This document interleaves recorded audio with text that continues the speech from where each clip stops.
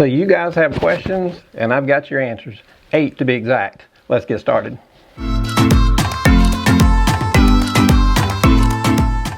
What is a lens you would recommend other than a 70 to 200 millimeter for sports photography? I would say get a 300 or a 400 millimeter lens. Try to find one that's an f4. So you can get a 400 millimeter f4. Probably wouldn't be terribly expensive and give you a lot more reach than your 70 to 200. And also, if you're shooting on a crop sensor, you got to multiply that times 1.6 if you're Canon, 1.5 for the other APC cameras. So keep that in mind. Our second question is, hey, I'm new and just starting out. I have my first photo shoot booked for charity and wondering if there's a decent compatible second battery I can buy for my EOS Canon R10 while my battery charges in between. I'll be shooting from 10 a.m. to 6 p.m. preferably from Amazon for fast delivery. Hey, if you're going to buy a battery, especially like the R10 and the R7s, I would highly recommend staying with Canon. Now, they're going to be a lot more expensive, so there's two routes you can kind of go here. You can go get a Canon battery, pay a good bit for it, or you can find there are a lot of things on Amazon where it comes with a battery charger and 2 batteries. It'll be some weird off name you've never heard of. I have mostly Canon batteries, but I do use, when I go extra, if I got a really long day of shooting, I will throw in some of the cheaper Amazon stuff just so it's there. It won't last quite as long, but it'll get you through a jam.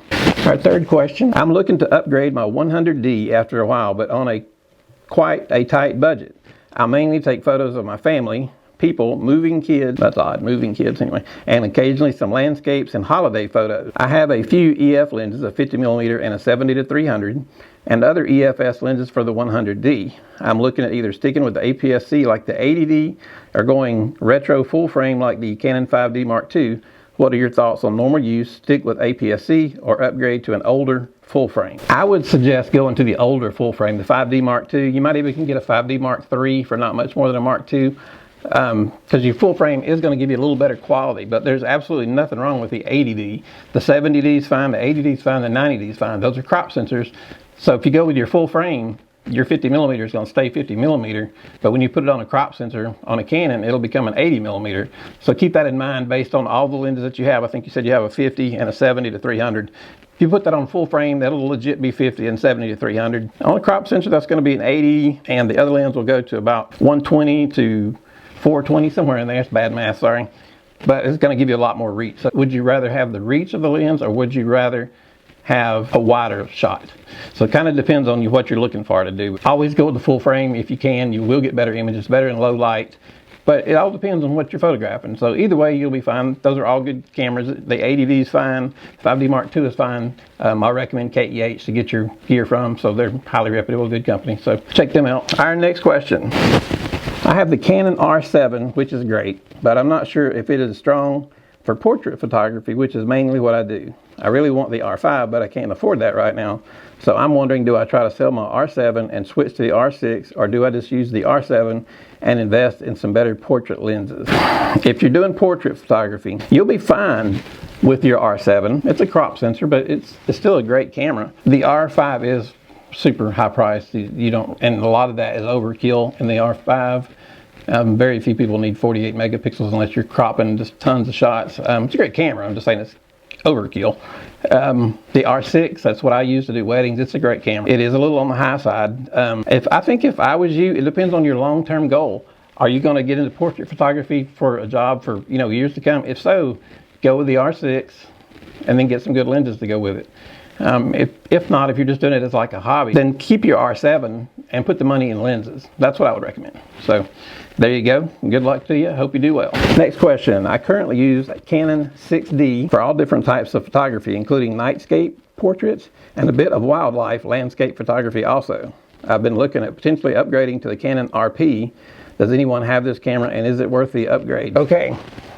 In my opinion, the RP is not an upgrade to the Canon 6D. I know the RP is a newer mirrorless, and the 6D is an older full-frame DSLR, but the Canon RP is really geared toward an entry-level market for people that want to get into full-frame. I've had one for a while, tried it, didn't like it. There's a lot of issues with it. The battery's terrible. And I used to shoot weddings with the 6D. I could shoot a whole wedding on 2 batteries, and I get 1,000 shots and still have battery life when I left. The color science on the Canon 6D is better than the RP. I wouldn't call going from a Canon 6D to an RP an upgrade.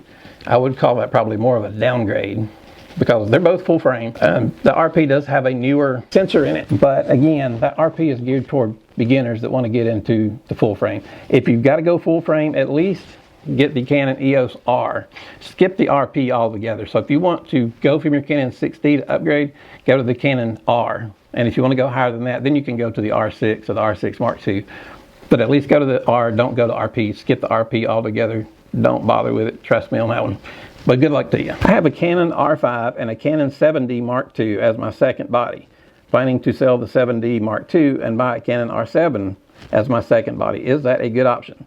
I do a lot of wildlife and bird photography. Thanks in advance. If you've got the Canon R5 as your main camera, you're probably not going to use your backup very much. Maybe if you're shooting in 2 different spots at one time at a wedding or whatever. Yeah, I mean, upgrading to the Canon R7 will be a little better than the 7D Mark II. It's not gonna be a drastic difference, but the Canon R7 I would put ahead of the Canon 7D just because it's a full frame, and it will give you a little more options than the 7D Mark II. Nothing wrong with the 7D Mark II, but I would probably go with the R7 if I was you. Make sure that you have you probably already have the adapter for your EF lenses if you have the Canon R5, so just make sure you have that adapter so you can take your EF lenses and put them on the RF mount. So good luck. I am a beginner in photography, and I have a Canon 200, a T7, with a 20 to 50 Tamron lens. I seem to be having trouble with focus as my subject's middle area is often more in focus compared to the face. How do I fix that? Should I invest in a newer lens? What would be some nice lenses I can upgrade to from the one I have? What other lenses should be my must-haves for my kit? I'm trying to get professional gigs and events and real estate photography. Okay, you covered a lot in that question. The Canon T7, it's a crop sensor, and that Canon, that 20 to 50 millimeter Tamron, I would probably throw that out the window. You don't want that lens. If you're going to go third-party lens, go Sigma. Tamron does make a pretty good 24 to 70 2.8. I like Sigma much better than I like Tamron. That 20 to 50 is not going to get you anywhere. You're going to need, I don't even think that 20 to 50 would even be a decent kit lens. So if you got your T7, if you want to stick with the T7, now if you're going to get into professional gigs, you're going to need, more like a 6D, a Canon 6D, an older used DSLR, or you're going to need to jump into the new mirrorless cameras with the Canon, at least the Canon R6. But if you're insisting on going with the T7 for now while you're getting started, you're going for real estate, you're going to need, because your T7 is an APS-C camera and you've got the crop sensor, you're going to need to get around a 12 millimeter lens so that it will actually come out at about 18 or 19 millimeters, because when you're shooting real estate, you've got to be able to go really wide. Beyond that lens, I would go with the standard 50 millimeter. You can get a 50 millimeter 1.8. You can get those pretty cheap. And then for your events, you can go with, say, a Sigma or a Canon 24 to 70 2.8, or you can go with the Canon 24 to 105 f4. That's a good lens too.